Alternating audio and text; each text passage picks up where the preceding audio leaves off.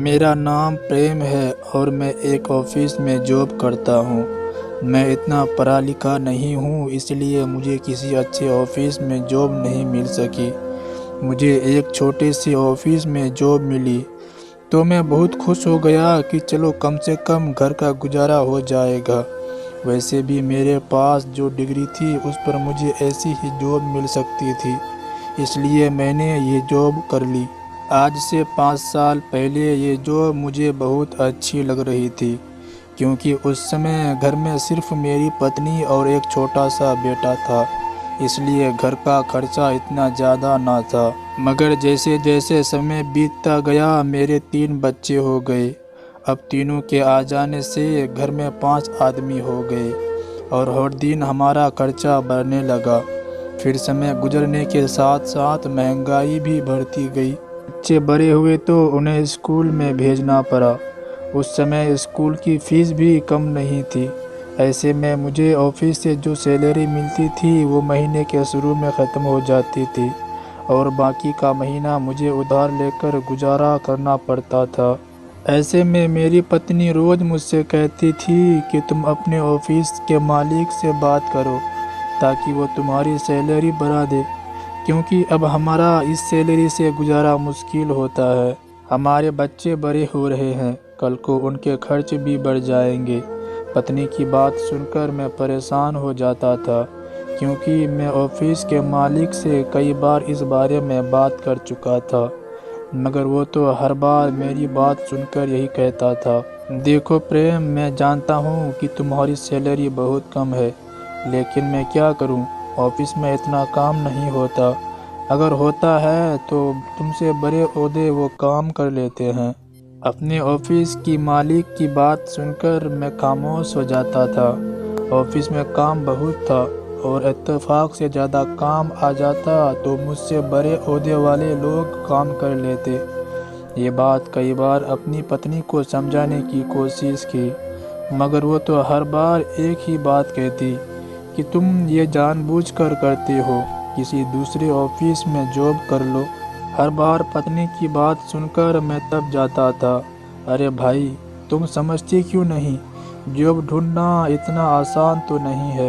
ये सुनकर मेरी पत्नी को गुस्सा आ जाता, पिछले कई सालों में तुम इतनी ही सैलरी पर काम कर रहे हो और तुम्हारा मालिक तुमसे इसी तरह के काम ले रहा है।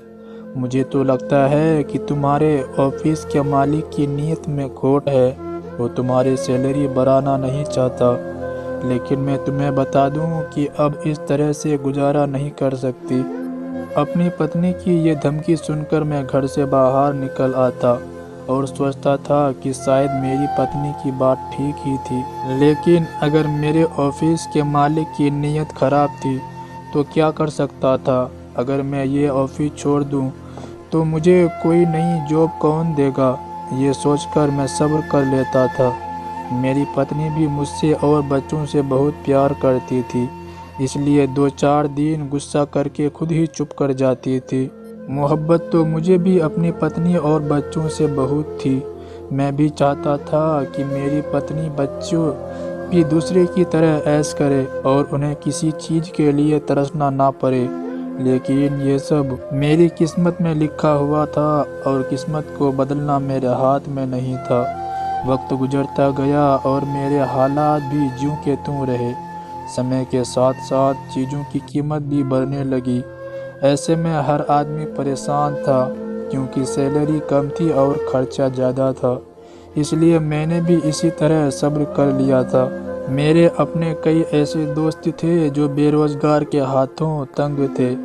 मैं ऊपर वाले की नाशुक्री कैसे करता, क्योंकि मेरे पास जॉब तो थी। मेरे बच्चे दूसरे लोगों के बच्चों की तरह भूखे नहीं सोते थे। ये मेरे लिए शुक्र की बात थी। इन्हों दिनों दिवाली का त्यौहार आ गया और मैं दिल ही दिल में ईश्वर से प्रार्थना करने लगा कि ऊपर वाला किसी तरह इस पावन पर्व पर हमारी सैलरी बढ़वा दे। और मैं ना चाहते हुए अपने ऑफिस के मालिक की तरफ देखने लगा कि शायद वो इस पावन पर्व पर मेरी सैलरी बढ़ा दें। लेकिन दिन यूं बीत गए, मगर मेरी ये ख्वाहिश किसी खुशी में नहीं बदल सकी। जबकि मुझे ऑफिस में कुछ काम पर गया था जिसकी वजह से मैं बहुत व्यस्त हो गया था। मैं सुबह सवेरे ऑफिस के लिए निकलता था और 10 बजने से आधे घंटे पहले ही घर पहुंचता था। वैसे भी मैं घर आकर जल्दी क्या करता।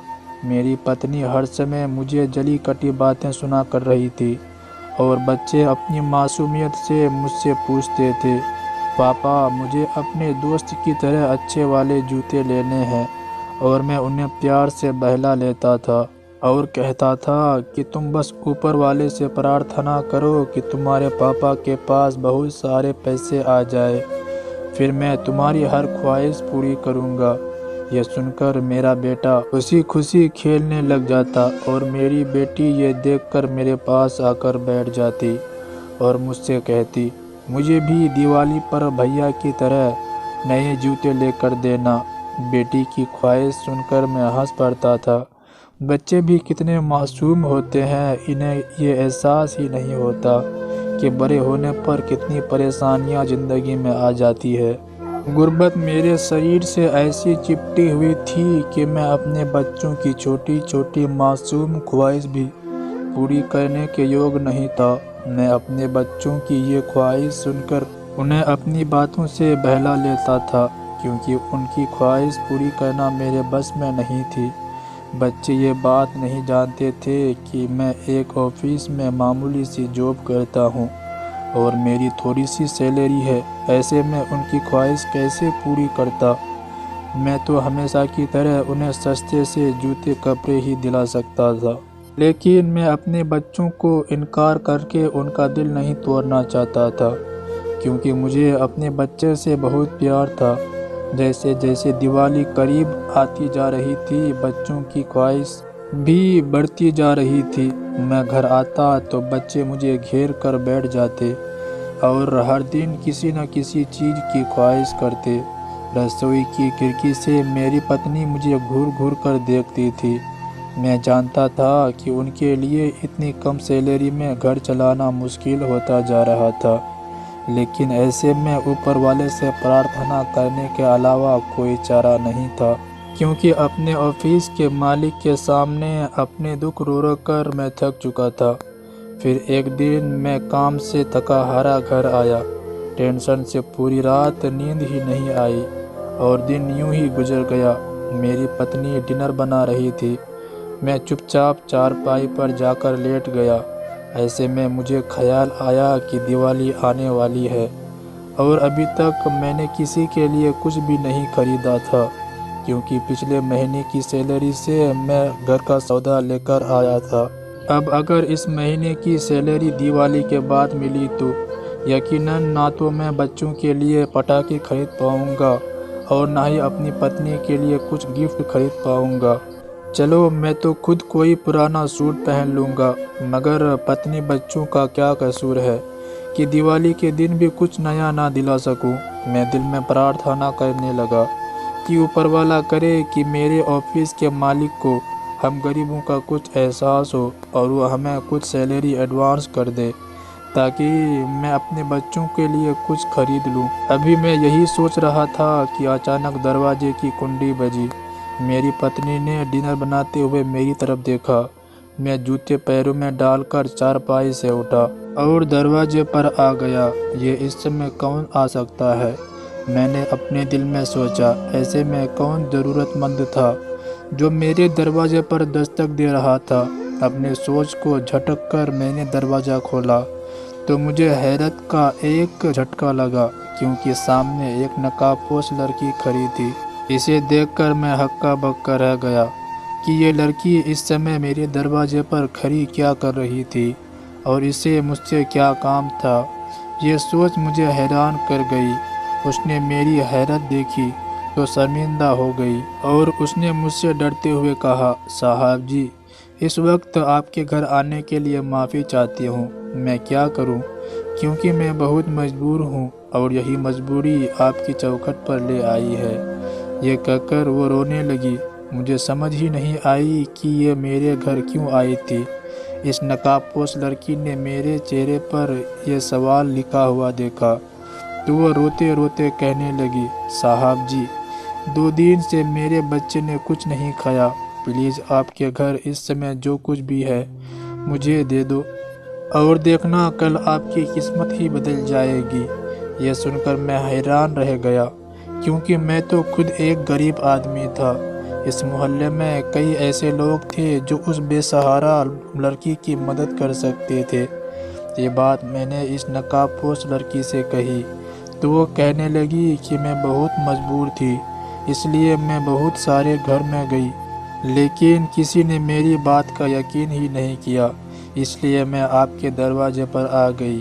खैर यकीन तो मुझे भी नहीं आ रहा था, लेकिन मैंने सोचा कि बेचारी लाचार बेसहारा लड़की है, शाम के समय कहाँ जाएगी, ऊपर से उसके बच्चे भी भूखे थे।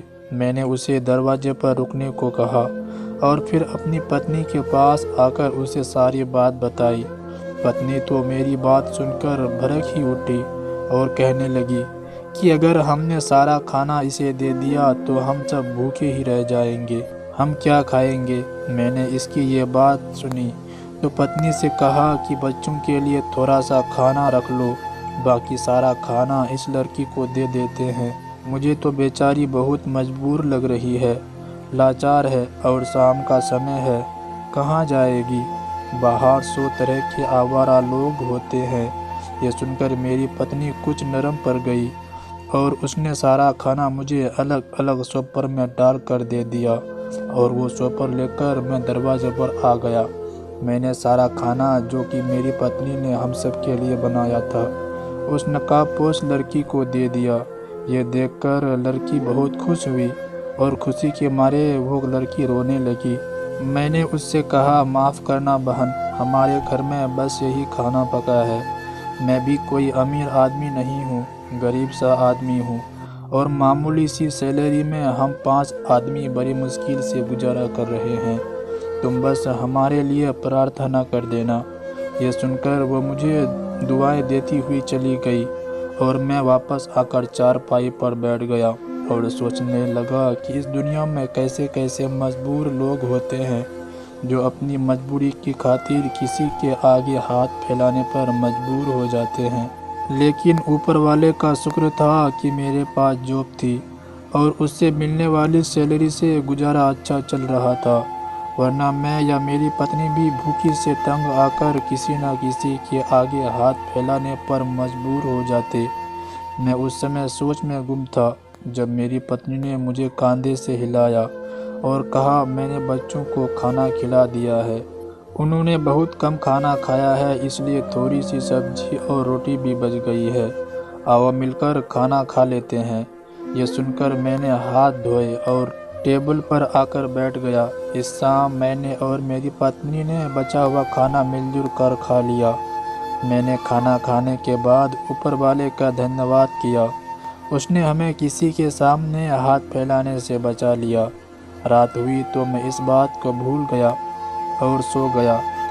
अगली ही दिन जब मैं ऑफिस के लिए उठा तो मैं ये देखकर हैरान रह गया कि वाकई हमारा डाइनिंग टेबल सजखानों से सजा हुआ था।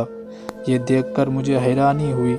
मेरी पत्नी मुस्कुराने लगी और कहा, ये आपके ऑफिस के एक आदमी देकर गया है और कहा है कि ये ऑफिस के मालिक की तरफ से है और आज शाम का खाना भी ऑफिस की तरफ से ही होगा। ये देखकर मैं हक्का बक्का रह गया।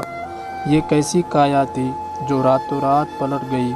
मेरे ऑफिस के कंजूस मालिक को रातों रात क्या हो गया था, ये तो मुझे ऑफिस जाकर ही पता चलना था कि मेरे ऑफिस का मालिक मुझ पर इतना मेहरबान क्यों हो रहा था। उस दिन मैंने खूब पेट भरकर खाना खाया था और ऊपर वाले का धन्यवाद करते हुए कहने लगा कि मालिक इस तरह मेरी सैलरी भी बढ़ा दे और मैं अपनी बच्चों की हर ख्वाहिश पूरी कर सकूं। उस दिन मैं ऑफिस आ गया तो वहाँ का माहौल मुझे बहुत बदला बदला लग रहा था। मैंने ये बात किसी से ना की और मैं सीधा मालिक के कमरे में चला गया था कि खाने के लिए उनका धन्यवाद कर सकूं। मगर ये देखकर मेरी आंखें फटी की फटी रह गई, क्योंकि सामने मालिक की कुर्सी पर एक लड़की बैठी थी। उसने मुझे अंदर आते देखा तो मुस्कुराते हुए कहने लगी, आपको उस खाने के लिए धन्यवाद कहने की ज़रूरत नहीं है प्रेम साहब, क्योंकि ये तो हमारा फ़र्ज था। ये बात सुनकर मैं उलझ गया। उसने मेरी उलझन देखते ही कहने लगी, ये मेरे बाबा का ऑफिस है और बाबा के देहांत के बाद मैंने इसे अपने बाबा के दोस्त के हवाले कर दिया था। लेकिन आजकल मुझे बाबा के दोस्त की बहुत शिकायतों आने लगी कि ये वर्करों के साथ बहुत बुरा सलूक करते हैं और इन सब की सैलरी कई सालों तक रोक रखी है। बस यही देखने के लिए मैं यहाँ आई थी और यहाँ काम करने वाले वर्कर के रूप में बदलकार मिली ताकि शक न हो। ये सुनकर मैं चिंतित रह गया। उसने मुझे बताया कि मैं वही नकाबपोश लड़की हूँ जो आपके घर आई थी ताकि आपको कुछ आजमा सकूं। ये कहकर उसने एक लिफाफा मेरी तरफ बढ़ाया और कहा, आप ऑफिस के पुराने ईमानदार और काबिल वर्कर हैं, इसलिए मैंने सबसे पहले आपकी सैलरी बढ़ा दी है।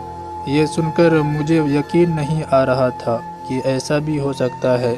मैंने जल्दी से सैलरी पकड़ी और अपने बच्चों के बारे में सोचने लगा कि आज उनको नए नए कपड़े दिलवाऊंगा और दिल ही दिल में ऊपर वाले का धन्यवाद करने लगा जिसने मेरे ऊपर वाले रहम किया। ऊपर वाला किसी की मेहनत बेकार नहीं जाने देता और उसका बदला किसी न किसी तरीके से ज़रूर देता है।